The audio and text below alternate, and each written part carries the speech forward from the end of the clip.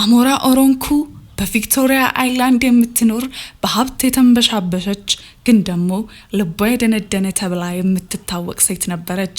ባለቤቷ ዳይክ ከ3 ዓመታት በፊት ሲሞት ምንም ልጅ አልነበራቸውም። አንድ ዝናባማ ቀን ግን የዚችን ሴት ህይወት ለዘላለም ቀየረው። ዛሬ ዘንላችሁ የቀረብነው አስደናቂ አጓጊ ታሪክ ነው። ይህ ታሪክ አንድ ዝናባማ ቀን አንዲት ባለጠጋ ሴት ህይወቷ ለዘላለም የሚቀይረው ሚስጥር የሚያሳይ ነው። ወደዚህ አስደናቂ ታሪክ ከማለፋችን በፊት ይህን ታሪክ ለሌሎች እንዲደርስ አሁኑኑ ላይክ ያድርጉ። እርስዎ ይህን ታሪክ ከየትኛው ዓለም ክፍል ሆነው እየተከታተሉን ነው? ሀገሩን ኮሜንት ላይ ይጻፉልን፣ ሰላምታችንን እናደርሶት። እንዲሁም ይህ አስደናቂ ታሪክ እንዳያመልጦት ሰብስክራይብ ካላደረጉ አሁኑኑ ያድርጉና የደውልን ምልክት በመጫን ቤተሰብ ይሁኑን። ወደ ታሪኩ እናምራ። በዝናብ መሃል በመኪናዋ እየተጓዘ ሳለ አንድ የ13 ዓመት ታዳጊ 2 ጨቅላ ህፃናትን ታቅፎ በዝናብ ሲደበደብ አየች። ህፃናቱ በላስቲክ ተጠቅልለው ነበር። አሞራ ህፃናቱን ስታይ አንድ ነገር አስደነገጣት። የህፃናቱ አይኖች ልክ እንደሞች ባለቤቷ ዳይክ አምበር ሀዝል ቀለም ነበራቸው። ይህ ብርቅዬ አይን ቀለም በባለቤቷ ቤተሰብ ውስጥ ብቻ የሚገኝ ነበር። አሞራ ቶቢና ህፃናቱን ወደ ቤቷ ወስዳቸው ቶቢ መጀመሪያ እኔ አባታቸው ነኝ ቢልም በኋላ ግን የአሞራን ጥያቄ መቋቋም አክቶት እውነቱን ተናገረ። ህፃናቱ እህቶቹ እንደሆኑና እናታቸው እነርሱን ስትወልድ እንደሞተች ነገራት። አሞራ በጥርጣሬ ተሞልታ የዲኤንኤ ምርመራ እንዲደረግ አዘዘች። ውጤቱም መጣ። 99.9% የአባትነት ግጥጥሞሽ። ህፃናቱ የዳይክ ልጆች መሆናቸው ተረጋገጠ። ቶቢም የዳይክ ልጅ ነበር። ይህ ውጤት ለአሞራ ትልቅ ድንጋጤ ነበር። ለ10 ዓመታት በጋብቻ ሲኖሩ ዳይክ ልጅ መውለድ ባንችልም ችግር የለውም እኔና አንቺ እንበቃለን እያለ ሲያጽናናት የነበረ ሰው በሌላ በኩል ሚስጥራዊና 3 ልጆች ነበሩት። አሞራ ራሷን መውለድ የማልችለው እኔ ነኝ ብላ ስታለቅስና ስታዝን የኖረችባቸው ዓመታት ሁሉ በውሸት የተገነቡ እንደነበሩ ተረዳች። አሞራ የግል መርማሪ ቀጥራ ስለ ህፃናቱ እናት አዴሳ እንድታውቅ አዘዘች። መርማሪው ያገኘችው መረጃ ይህ ነው። ስማቸው ኤዴሳ ዩሜ ይባላል። በኢኑጉ አስተማሪ ነበሩ። በጣም የተከበሩና ዝምተኛ ሴት ነበሩ። አንድ ትልቅ መኪና ያለው ሰው ከሌጎስ እየመጣ ይጎበኛቸው ነበር። አዴሳ መንታዎቹን ስትወልድ በደረሰባት ውስብስብ ችግር ህይወቷ አልፏል። አሞራ የዳይክን የድሮ ደብዳቤዎች በድብቅ ሳጥን ውስጥ አገኘች። አዴሳ በደብዳቤዎቿ ላይ ቶቢ ሁልጊዜ ይጠይቅሃል፣ አንተ ግን ዓለም ላይ ሰዎችን ስታድን እንደቆየህ ነግረዋለሁ በማለት ጽፋለች። አሞራ ቶቢን ስታናገረው ቶቢ የአባቱን ፎቶ አሳያት። በፎቶ ላይ ዳይክ፣ አዴሳና ቶቢ በአንድ ላይ ቆመው በደስታ ይታያሉ። አሞራ በባለቤቷ ክህደት ብትቆጣም ከቶቢና ከህፃናቱ ጋር ባሳለፈቻቸው ጥቂት ቀናቶች ውስጥ ያልታሰበ ፍቅር ማሳየት ጀመረች። በቤቷ ውስጥ ለዓመታት ጠፍቶ የነበረው የህፃናት ሳቅ ተመለሰ። አሞራ ስለ ህፃናቱ እናት አዴሳ ተጨማሪ መረጃ አገኘች።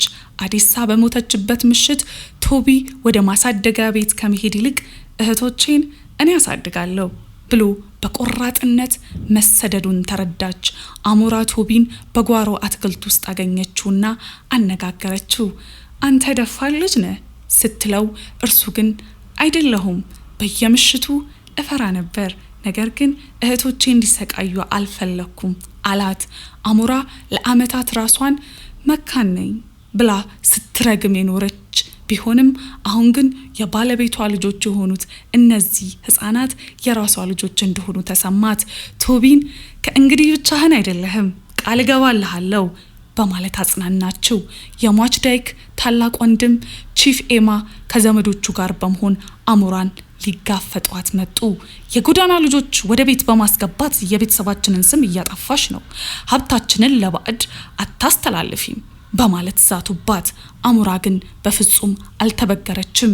እነዚህ ልጆች የባለቤቴ ደም ናቸው፣ ከእናንተ በላይ ለሀብቱ መብት አላቸው በማለት በቆራጥነት መለሰችላቸው። ጉዳዩ ወደ ፍርድ ቤት አምርቶ ነበር። ዘመዶቹ አሞራ በሀዘን ምክንያት አይምሮዋ ተናግቷል ብለው ቢከራከሩም የዲኤንኤ ውጤቱና የአሞራ ጽናት አሸነፈ። ፍርድ ቤቱ አሞራ የልጆቹ ህጋዊ አሳዳጊ እንድትሆን የሟች ዳይክ ሀብትም በእርሷ ቁጥጥር ስር እንዲውል ወሰነ።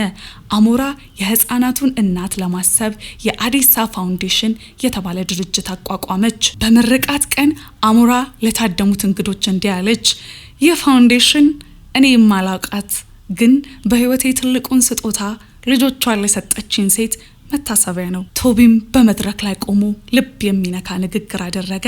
ቀድሞ በየመንገዱ ለምን ነበር እናቴ ስትሞት ዓለም የጨለመብኝ መስሎኝ ነበር። ነገር ግን ይህች ሴት መኪናዋን አቁማ ህይወታችንን ቀየረች። አሁን ቤት ብቻ ሳይሆን ስም፣ የወደፊት ተስፋ እና እናት አለኝ። አሞራ ቶቢን እናት ብሎ እንዲጠራት ፈቀደችለት።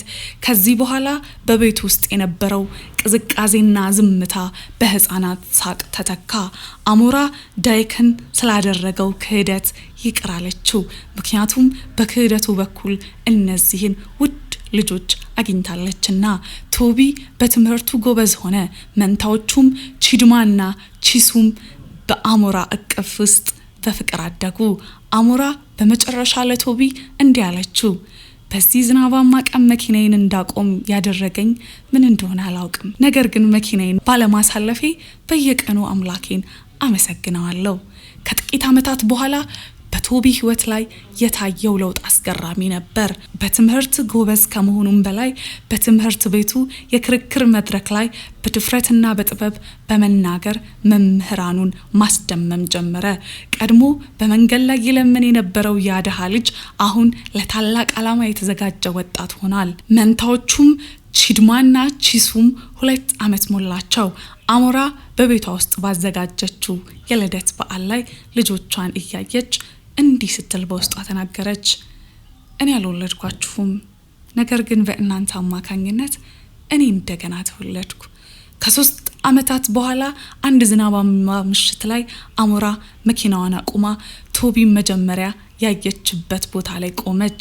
ያ ቦታ ህይወቷ የቀየረውና የአዲስ ታሪክ መጀመሪያ የሆነላት ነው። አሁን ቶቢ የ16 ዓመት ወጣት ሆኗል። የወደፊት ዓላማውን ለአሞራ እንዲህ ሲል ገለጸላት: ህግ ተምሬ እንደኔ ያሉ ልጆችንና እንደ እናቴ ኤዴሳ ያሉ እናቶችን መብት መከላከል እፈልጋለሁ። አሞራ በልጇ በቶቢ ኩራት ተሰማት። ቶቢም እንድትኮሪብኝ አደርጋለሁ አላት። እሷ ግን አሁኑኑ ኩርቼ ይባሃለሁ ስትል በታላቅ ፍቅር አቀፈችው። ይህ ታሪክ በውስጡ በርካታ ቁም ነገሮችን ይዟል። ታማኝነትና ፍቅር። አሞራ የባለቤቷን ክህደት ተቋቁማ ለልጆቹ ያሳየችው እናታዊ ፍቅር እውነተኛ ጥንካሬን ያሳያል። እድል መስጠት። ቶቢ መንገድ ላይ ወደቀ ልጅ ቢሆንም እድልና ድጋፍ ሲያገኝ ግን ምን ያህል ውጤታማ ሊሆን እንደሚችል ታይቷል። እውነተኛ ቤተሰብ በደንብ ብቻ ሳይሆን በፍቅር በቅንነትም ሊገነባ እንደሚችል አሳይቶናል። ይህ ታሪክ እዚህ ላይ ተፈጸመ። ክቡራትና ክቡራን ተመልካቾቻችን የዛሬውን ታሪክ እዚህ ላይ ቋጭተናል። በቀጣይ አስደናቂ ታሪክ እስከምንገናኝ በያላችሁበት የዓለም ክፍል ሁሉ ሰላም ሁኑ።